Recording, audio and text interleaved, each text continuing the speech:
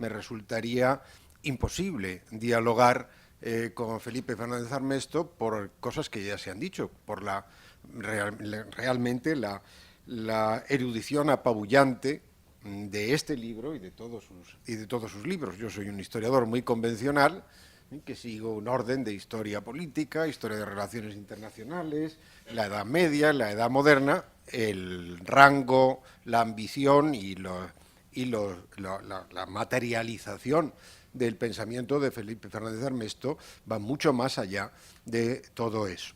Decía, me parece que el director, que es un honor para todos nosotros estar hoy aquí, y por lo menos a mí como historiador lo es, y lo es muy sinceramente, porque tengo una admiración, como enseguida diré, extraordinaria por Felipe Fernández Armesto. Tengo también alguna deuda contraída con él, que así puedo saldar hoy. En primer lugar, Felipe tradujo hace mucho tiempo un libro mío al inglés, lo cual pues siempre se agradece. No digo que eso sea el origen de esta brillante carrera que posteriormente ha seguido, pero tampoco hay por qué desmentirlo,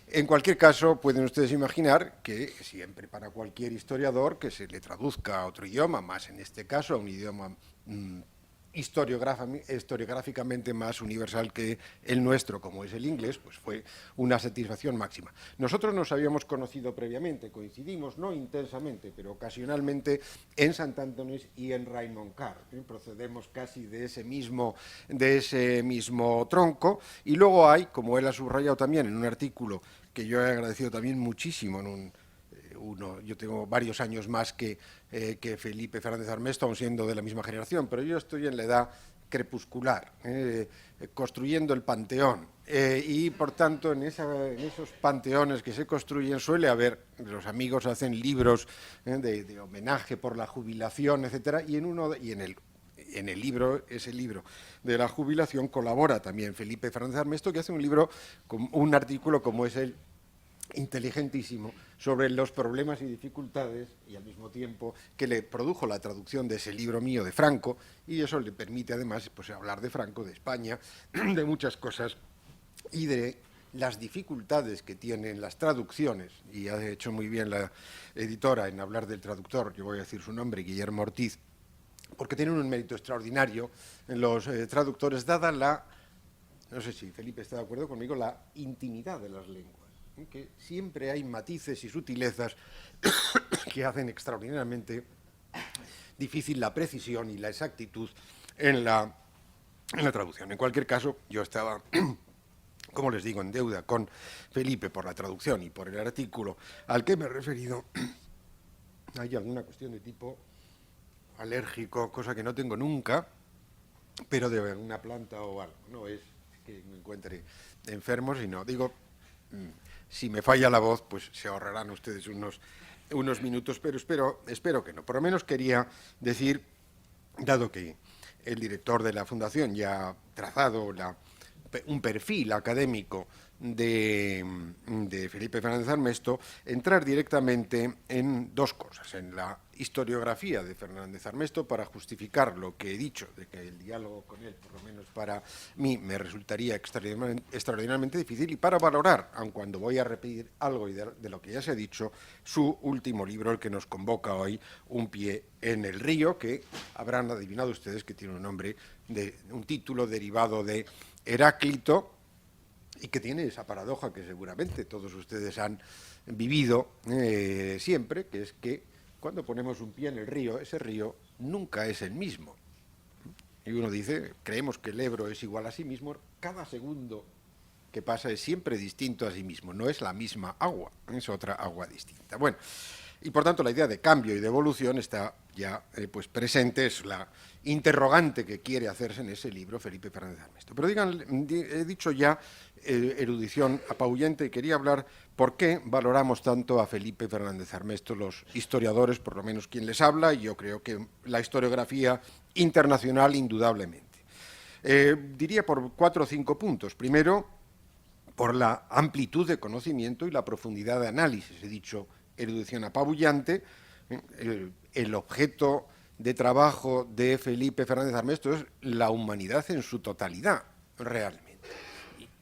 No ya en las grandes civilizaciones y culturas, que también, occidental, China, etcétera, pero aquí en todos sus libros aparece Polinesia, aparecen los aborígenes australianos, aparece África en el siglo XII, los esquimales o inuit, como ellos quieren que se les llame, porque parece que no les gusta esa expresión que hemos ido utilizando con respecto a ellos, que la consideran peyorativa. Por tanto, una amplitud de conocimiento y profundidad de análisis verdaderamente sorprendente, deslumbrante y abrumadora, abrumadora para quienes somos historiadores normales y no desbordantes. Segundo, implícito en lo que digo, la originalidad del pensamiento y de la obra de Felipe Fernández Armesto.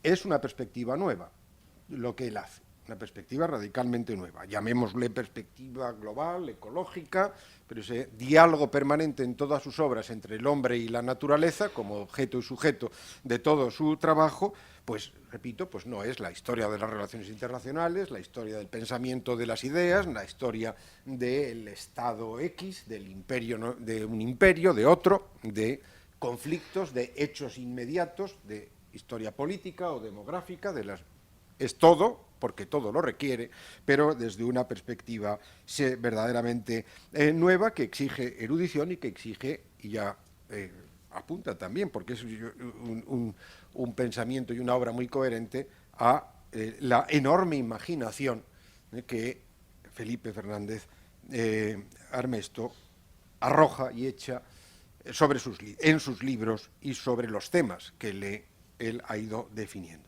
Una pluma, en tercer lugar, verdaderamente magnífica, escribe francamente bien y además con una capacidad para la observación de lo singular y distinto, para la anécdota como forma de conocer, la ironía, ¿verdad?, que también es otra forma de conocer, como lo es el humor, una pluma magnífica que embellece, bueno, y hace subyugantes y de un atractivo extraordinario sus libros. Y por último, cuarta característica de su historiografía, porque a veces se ha hablado de Felipe Fernández Armesto como una obra dispersa, algo arbitraria, inesperada. Yo creo que hay un pensamiento rector y unitario en todo. Me puedes desmentir si no es verdad lo que digo. Digo que yo creo que hay un pensamiento rector y un pensamiento unitario. Lo he dicho y lo repito. Lo que está planteando Felipe Fernández de Armesto al estudiar las civilizaciones es el hombre y la naturaleza, qué somos, qué es la humanidad misma, que ha ido plasmándose en civilizaciones y en muchas formas de manifestaciones de la acción humana. Se ha hablado ya de los libros anteriores. Les recuerdo, el primero fue sobre las Islas Canarias en el año 1962, pero las Islas Canarias después de la conquista, por lo que ya había este encuentro entre mundos distintos y esta relación del hombre con la naturaleza ya estaba presente en eso de en su primer libro. Por lo que ya insisto en ello, en que hay un pensamiento muy unitario y muy singular y propio y distinto, lo cual le da ese carácter pues especial a toda la obra y a la personalidad de Felipe Fernández Armesto. Luego, un segundo libro, casi ampliación del anterior, sobre todo en los primeros libros, y luego en el que ha citado el director Nuestra América hay una enorme continuidad, porque luego vendría, antes de Colón, exploraciones y colonizaciones del Mediterráneo al Atlántico, una tesis que repiten muchos de sus libros posteriormente, es que lo que llamamos América ha sido descubierta por hombres del Mediterráneo. Por lo tanto, la cultura atlántica es también, a su vez, deudora en alguna medida de la cultura del Mediterráneo. Exploración y colonización del Mediterráneo al Atlántico en los siglos XIII, XIV y XV. Luego Colón. Bueno, luego esa línea le llevaría en línea recta, efectivamente, a lo que aquí se tradujo como los conquistadores del horizonte, una historia global de la exploración, porque en esa relación del hombre con la naturaleza, en esa divergencia pero convergencia a veces, o intercambios culturales entre las civilizaciones, los exploradores tienen un papel esencial. Y también se pregunta en alguno de sus libros, ya no recuerdo en cuál, qué es lo que les mueve o les movió. La ambición, la conquista. En algún sitio deja caer que no, que sobre todo la inquietud del hombre es lo que ha llevado a esa gente que a la exploración, que no es gran odianis esto de la exploración. Yo no sé lo que harían ustedes si vivieran en 1450. Yo me hubiera quedado en Medina de Río Seco, en Medina del Campo. No me hubiera lanzado a atravesar el Atlántico y a Atlántico, mares, otra idea estupenda y totalmente en línea con lo que vengo diciendo, ese descubrimiento, la fascinación de océanos, migraciones, para el hombre, las migraciones de las aves, las tierras míticas, los desiertos, todo ello estaría detrás de esa incitación del hombre a la exploración. Pero luego hay el propio Colón, ha sido objeto de estudio de él. Un libro que él, en alguna entrevista he leído, que lamenta que no le hayamos hecho demasiado caso, el libro sobre Américo Vespuccio, Américo, el hombre que dio su nombre a América. Bien, que también por errores, más que por una voluntad y un proyecto, el azar y el error son hechos fundamentales en la historia, pero en fin, que es un análisis de esta persona, que efectivamente aparece América, se le da en unos mapas hechos, yo creo que los primeros mapas donde aparece América son impresos en Amberes, pero que son españoles, ¿no? De Felipe II, porque no sé si para sacar un poquito pecho con esta cultura nuestra española, sin duda, que a mi modo de ver, el mejor impresor que ha habido durante siglos ha sido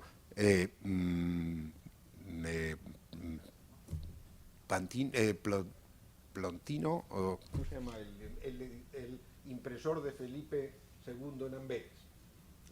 Pues no lo sé. Bueno,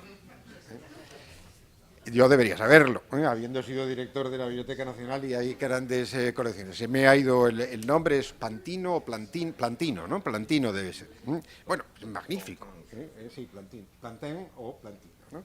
En español, que es un editor absolutamente magnífico, y las ediciones de mapas del 16, ya en color, algunas de ellas son verdaderamente asombrosas, y ahí aparecía el nombre América por un error de atribución derivado de Américo Vespuccio.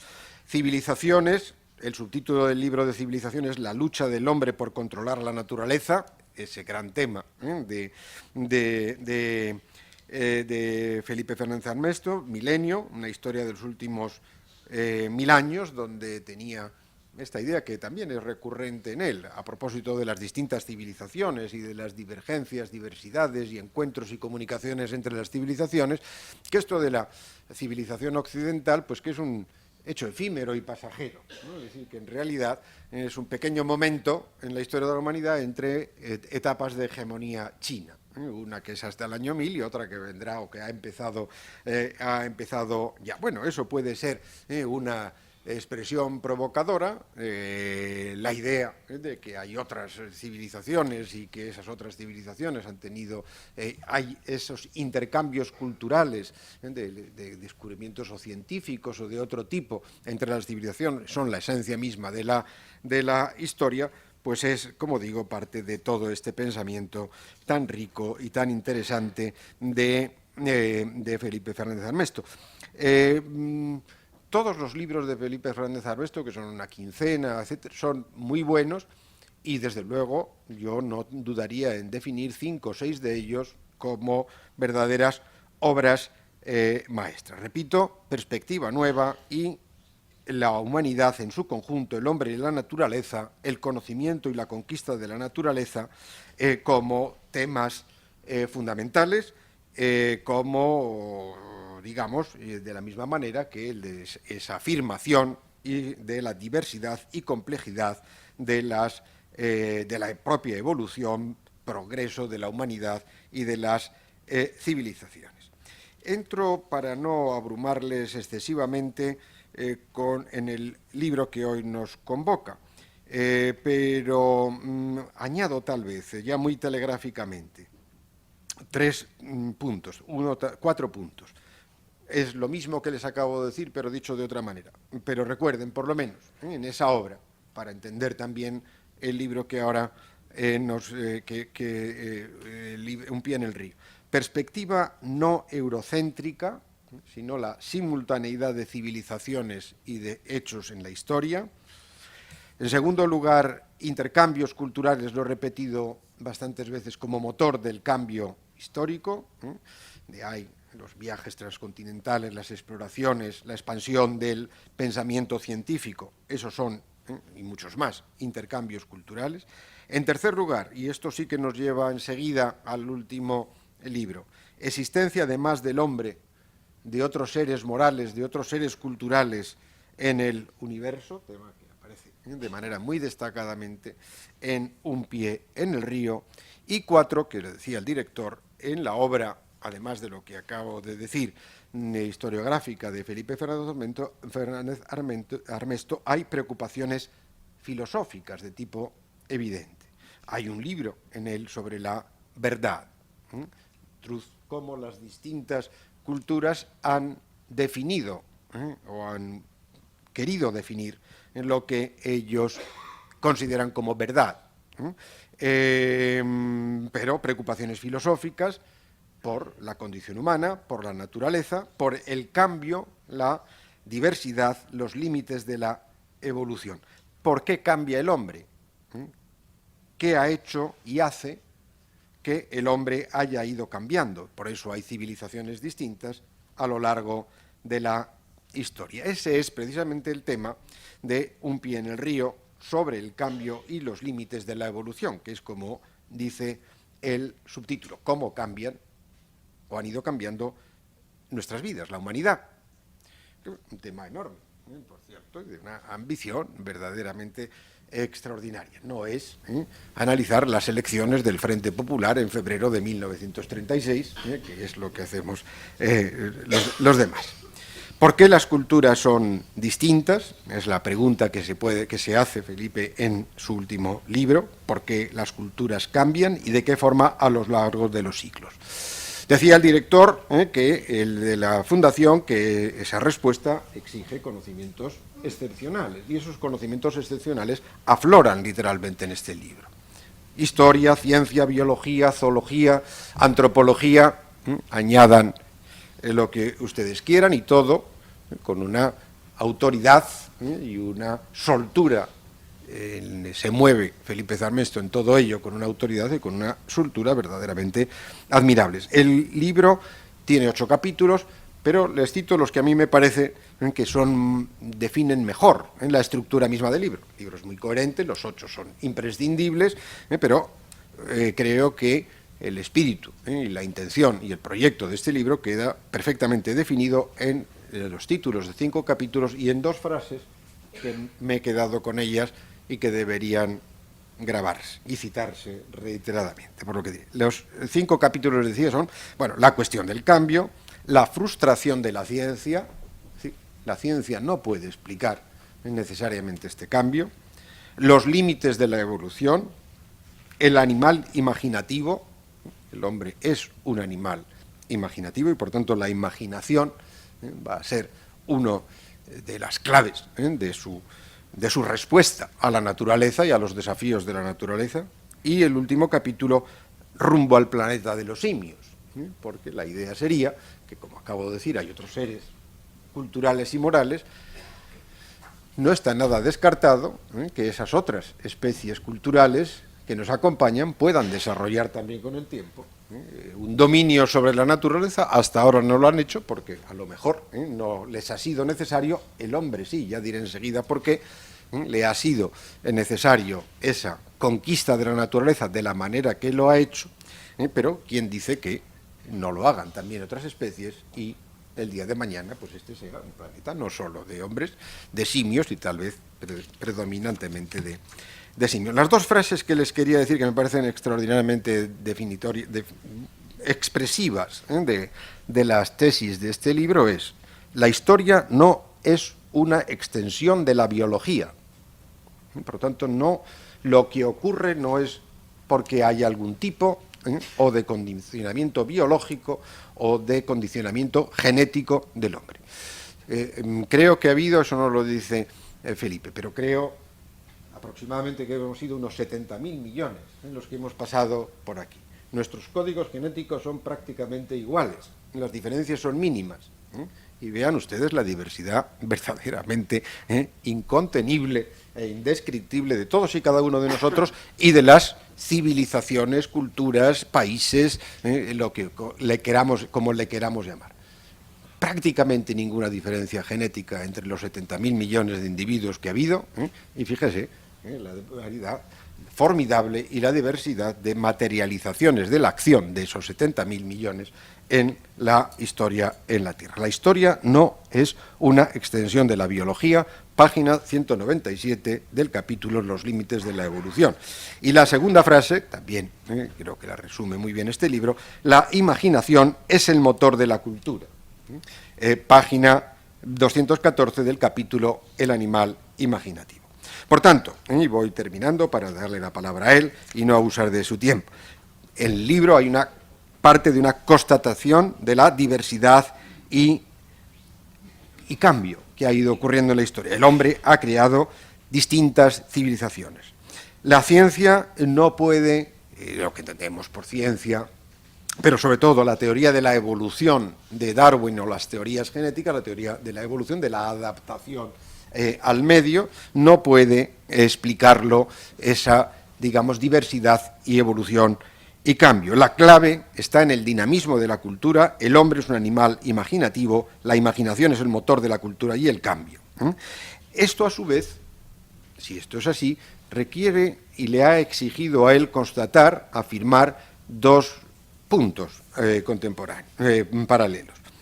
Primero, lo que decía antes, que el hombre no es el único animal cultural, otros lo son, los chimpancés, etcétera, otras especies aprenden, tienen memoria, tienen usos, prácticas culinarias de otro tipo, técnicas, funciones. Por eso no descarta que pueda haber en su día un planeta de los simios. Por tanto, no es el único animal. Y segundo punto, lo que define al hombre no es ni su mayor capacidad de adaptación, ni la evolución de la especie también ha evolucionado muy poco, como tal especie. Ha evolucionado la cultura y lo que ha hecho el hombre, pero como tal somos prácticamente el mismo ser humano de antes. No solamente la teoría evolucionista no explicaría la evolución y el cambio, sino que el hombre viene a decir, Felipe, o lo dice con esas palabras, es casi el peor adaptado de los seres a la naturaleza. Y además no aprende de la experiencia porque tiene muy mala memoria, lejos de tenerla buena. Lo que tiene el hombre es una enorme capacidad de anticipación, precisamente porque tiene esas carencias, lo que ha desarrollado el hombre, que tiene menos posibilidades que otros animales ante la dureza de la naturaleza o las exigencias de la naturaleza, no vuela, en fin, le faltan muchas cosas al hombre, etcétera, para poder verdaderamente controlar la naturaleza. El hombre lo que ha tenido tiene una enorme capacidad de anticipación cuya clave es la imaginación. Y la imaginación del hombre, y por tanto esa imaginación es la que ha llevado a este cambio cultural permanente, un cambio acelerado. El cambio cultural es mucho más dinámico que la propia evolución de la especie. El cambio que nosotros provocamos es mucho mayor que el cambio nuestro. Somos muy parecidos, iguales, literalmente iguales que los romanos, iguales que los egipcios del 7000, no estoy muy seguro, que igual que el neandertal y estos otros, pero bueno, muy cercanos por lo menos, por tanto, y sin embargo, pues fíjense en lo que esta especie ha provocado con su anticipación, con su imaginación en la historia.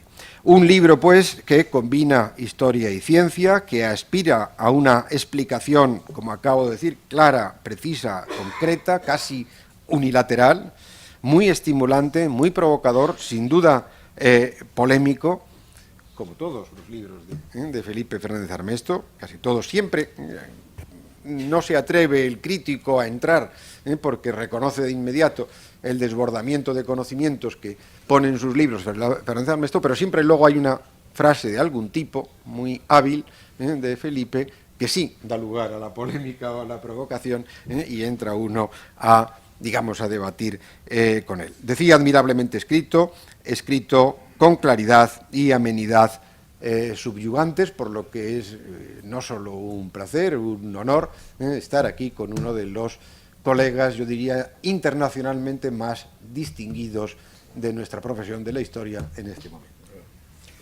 Bueno, muchas gracias, Juan Pablo.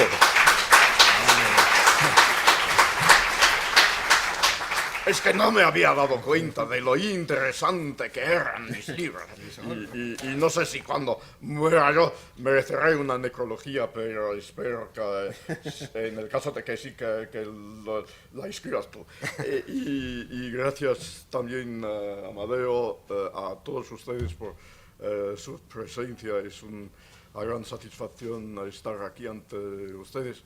Y sobre todo a la Fundación de Pilar. Los editores también merecen pues cierta gratitud de parte del autor, pero sobre todo a la Fundación del Pino, porque es una enorme satisfacción volver a colaborar con ellos. Si se me permite añadir un detalle a la larga introducción excesivamente larga y resumen excesivamente largo de nuestros méritos que hizo don Amadeo, si se me permite añadir un detalle, es ese nuevo proyecto en que colaboramos la Fundación Manolo Lucena y yo sobre la infraestructura del Imperio Español. Es un intento realmente de trazar la contribución de la ingeniería a que funcionara el imperio y a que se mantuviera durante tanto tiempo, que veo ese proyecto un poco como una contribución bastante modesta a la conmemoración de ese gran ingeniero que fue el fundador de esta fundación, don Rafael del Pino. Bueno, pues la explicación que dio Juan Pablo me deja poco que añadir, pero lo único que voy a hacer es muy brevemente enseñarles, a ver si, sí, efectivamente salen, enseñarles unas imágenes para darles una idea de la trayectoria intelectual que me llevó a escribir el libro. Es que tuvo realmente dos puntos de partida. Uno de ellos se ve en esta imagen que tienen en la pantalla, que no es un retrato del autor, sino una de las muchas pinturas de simios antropomórficos. No sé si podéis ver esas imágenes, porque es fundamental para seguir mis observaciones, ver las imágenes. Una de las pinturas que hizo Rosa María Trockel de simios antropomórficos, y entiéndanme bien, ya sé perfectamente que no soy tan guapo como el retratado, pero cada vez que miro en el espejo veo un reflejo más o menos por este estilo. Lo que veo cuando miro en el espejo es un simio, un bicho que aspira a ser algo más, que busca pues formas de distinguirse de otros animales, de cuya cabeza surgen estas aspiraciones, ambiciones estéticas, pero que luego fracasan. Y resulta que estos intentos de realizar una autoelevación a otro nivel de ser fracasan y producen pues resultados feos, crudos, toscos, poco estéticos.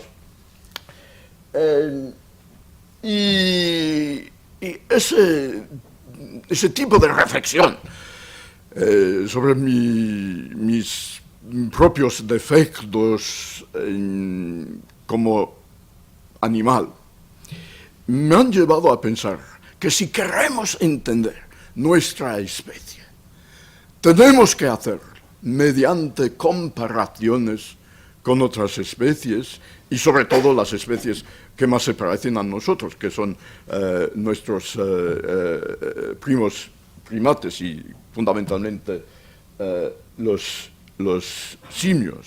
Y si queremos identificar lo que realmente nos distingue de ellos, hay que intentar esbozar ese tipo de comparación.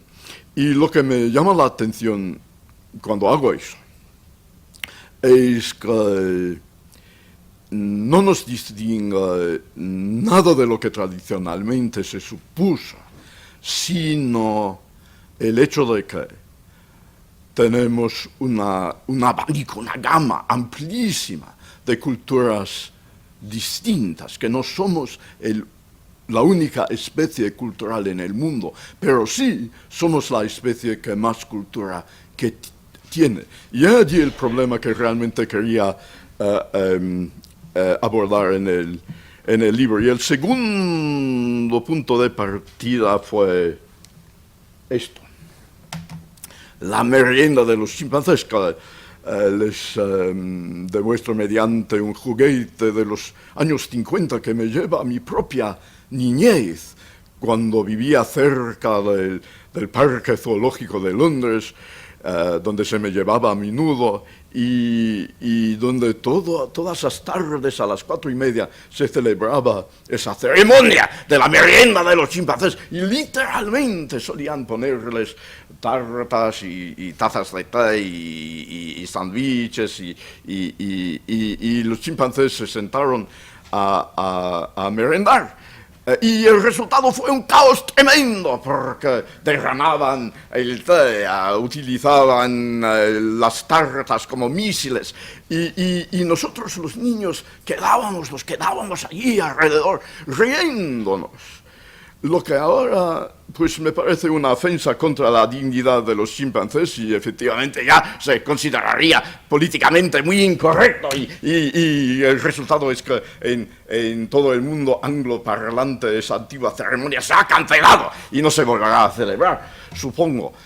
Pero creo que el motivo de nuestra risa, de nuestra diversión, aunque no lo hubiera expresado así a esa edad, era que no nos dimos cuenta de que los chimpancés son animales culturales. Creíamos que no tenían ni la capacidad de concebir una merienda como más que la ocasión de alimentarse. Mientras que nosotros, cuando comemos juntos, creamos cultura, formamos vínculos, vamos edificando, estructurando sociedad.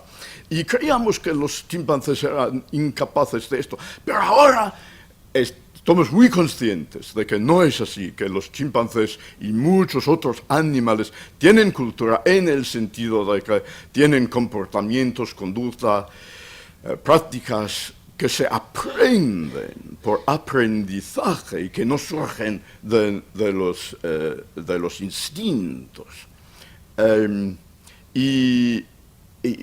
Pero insisto en que queda una gran diferencia entre nosotros y ellos, que es que aunque todos seamos animales culturales, la gama amplísima de la cultura humana trasciende a todo otro caso del mundo. Y os planteo nada más que un ejemplo, que es el ejemplo de la cultura política. Supongo que en un momento determinado del pasado de nuestros antecesores, todos los seres humanos o los homínidos que nos precedían tenían una sola forma de vida política, que era la sociedad liderada por el varón alfa. Y hasta el día de hoy, los demás primates más o menos quedan, su cultura política queda dentro de ese mismo marco tan restringido, mientras que nosotros hemos desarrollado miles de tipos distintos de cultura política y elegimos nuestros líderes de distintas formas por su carisma, por su sagacidad a veces, muy pocas veces, por su proeza,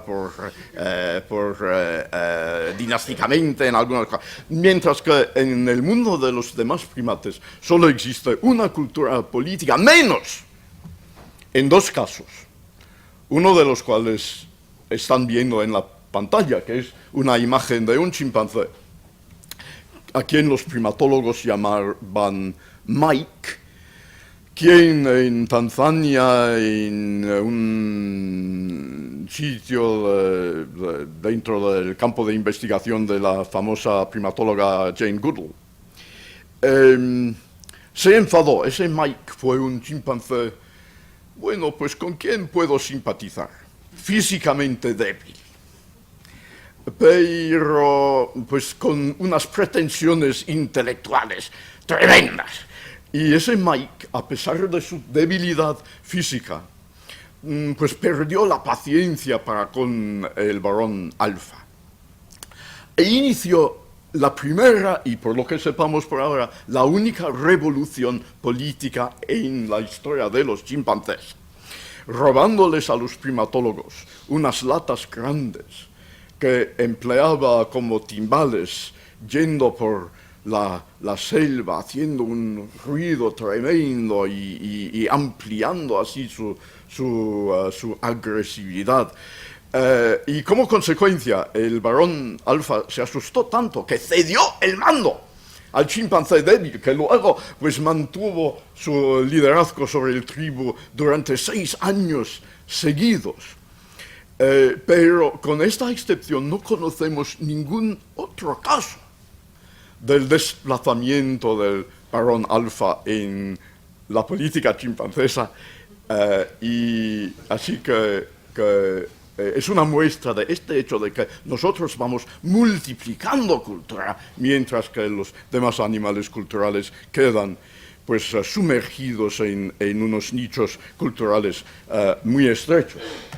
Y pues por último intentaré explicar un poco lo que dijo Juan Pablo sobre mi teoría sobre el origen de esa diferencia, esa gran diferencia que nos diferencia de los demás animales culturales.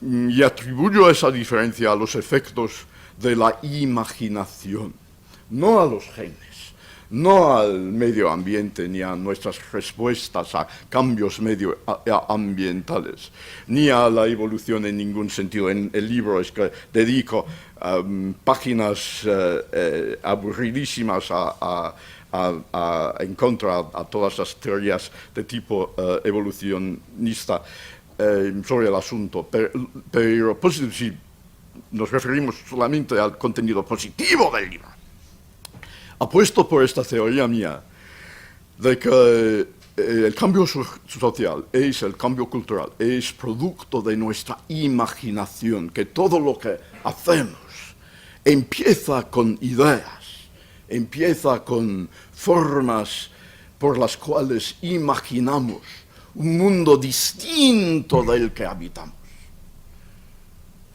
Vemos el mundo, lo imaginamos de otra forma y luego trabajamos, procuramos que este nuevo mundo reimaginado se realice en realidad. Y podemos hacerlo porque la evolución nos ha proporcionado dos facultades que no son únicamente humanas, pero son humanas en sentidos muy especiales. La primera de estas facultades, como dijo Juan Pablo, es la memoria. Y están viendo, como todo el mundo sabe, la persistencia de la memoria de Dalí. Pero el título de ese cuadro es uno de los chistes irónicos de Dalí, porque no tiene nada que ver con la persistencia de la memoria, sino con su evanescencia. Y vemos que el cielo se está difumando, la costa erosionándose, la pizarra está borrada, el árbol marchita, los relojes se derriten o se corrompen por hormigas y la imagen en el centro se está convirtiendo en un monstruo. ¿Qué es lo que sucede con nuestras memorias? Así que Dalí nos apunta hacia una conclusión que me parece fundamental, que es que la memoria humana es muy falaz y engañadora. Que cuando todos sabemos, ¿verdad?, que cuando nos recordamos de una cosa, sale distorsionada. Y lo que recordamos no es lo que sucedió, sino pues una corrupción, una adaptación por nuestras propias mentes de lo que sucedió. Y eso conduce a que tengamos una imaginación fecunda y fértil, porque cada memoria distorsionada viene a ser una idea nueva, un pasado imaginado distinto de lo que realmente sucedió. O sea, la imaginación es una manera de ver lo que no está allí. Es así que yo defino la imaginación. La memoria también es una forma de ver lo que no está allí ya. Y el otro ingrediente de la imaginación humana es la anticipación, como dijo Juan Pablo. Porque la anticipación también es una forma de ver lo que no está ahí. Lo que no está ahí todavía. Y según la teoría que propongo en el libro, nuestra imaginación es el producto de la unión de esas dos facultades. Mala memoria y una facultad muy desarrollada de anticipación. De esa unión nace la imaginación humana. ¿Qué es esa imaginación únicamente humana? Pues sencillamente porque los demás animales tienen mejores memorias que nosotros, que en el libro dedico varias páginas a probar esta aseverancia. Y en cuanto a la facultad de anticipación, es una facultad que tiene todo animal cazador, necesariamente, porque sin la capacidad de imaginar dónde está la presa, dónde están los competidores, sin esa capacidad de anticipación, las especies cazadoras no sobrevivirán. Estaba pensando seriamente en proponer a Vicente del Bosque que emplee vídeos de chimpancés cazadores para enseñar a los jugadores a anticipar la posición de los opositores, porque esos chimpancés tienen una facultad tremenda e impresionante para anticipar el movimiento de los monos cólobos a quienes suelen cazar. Pero nosotros tenemos esa facultad de una forma muchísimo más desarrollada, porque llevamos nosotros y nuestros antepasados homínidos 2 millones o 3 millones de historia de pasado cazador. Mientras que entre los chimpancés y los demás primates, la caza es una práctica mínima y de introducción. Bueno, pues he allí las bases de nuestra historia cultural, de esa serie de cambios. En la memoria falaz, la anticipación aguda, y ahora pues estoy intentando practicar algo de esa anticipación para anticipar sus preguntas.